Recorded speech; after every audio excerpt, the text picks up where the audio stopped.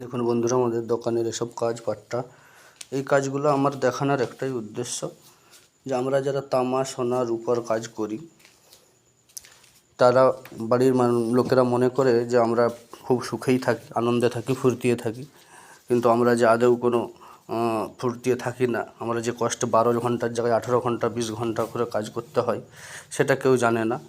দিন শেষে আমাদের কাছে পয়সাটাই তাদের কাছে বেশ মূল্যবান।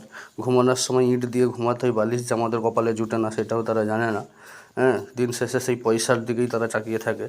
অবশেষে যখন একদিন এই কাজ ছেড়ে দিয়ে আমরা বাড়িতে বসে যাই, সেদিন কিন্তু এই সোনাওয়ালা তামাওয়ালা রূপাওয়ালা সবারই কিন্তু বাড়ির কাছে একটা গুরুত্ব কম হয়ে যায়, গুরুত্বহীন হয়ে যায়।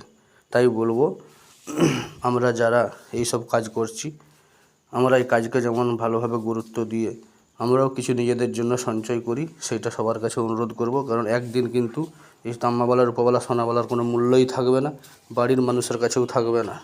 সেটা কিন্তু ভবিষ্যতে মিলিয়ে দেখবে বন্ধুরা।